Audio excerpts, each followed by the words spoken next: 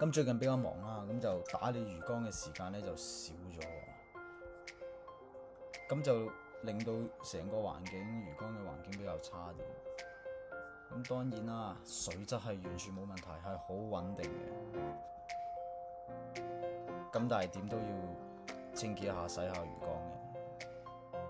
嗱，就因為呢個魚缸其實唔好大，即係36L嘅水，咁所以咧用水桶嚟換水就得㗎，唔使攞咩水喉。用虹吸管將啲廢物吸晒落個桶嗰度。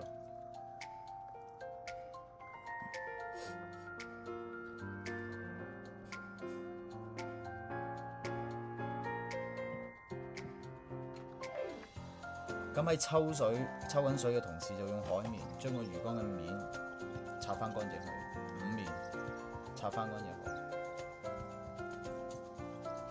咁亦都將隻水妖攞出嚟洗啊，因為其實水妖呢樣嘢咧係一個培育消化細菌嘅好重要嘅嘢。冇過濾器唔緊要，但係要有水妖。當然啦，如果太污糟嘅話，係會影響佢呢個培育消化細菌嘅功能，所以一定要洗。不過洗嘅時候只可以用凍水嚟洗，個方法就係不停咁撳到呢隻水妖嗰啲水變清就可以。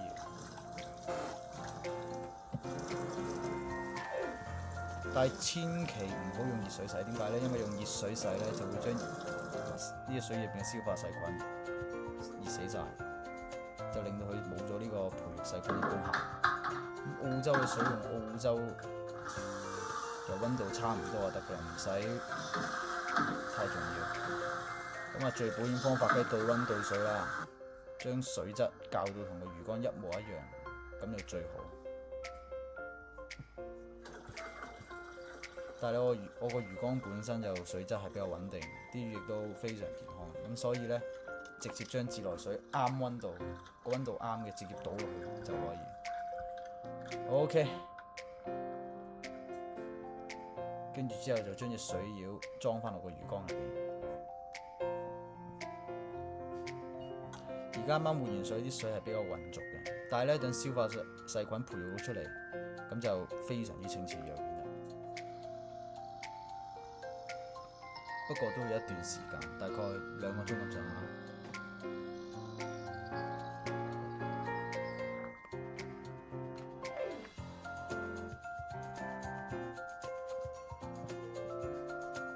咁最後嘅步驟就係將個魚缸表面嘅水抹乾淨，因為會有水漬嘅。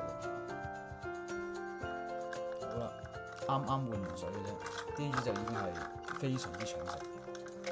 即係咩啊？即係證明咗呢個水質同埋啲魚係非常之混合，啲魚都非常之穩定，先會有呢個效果。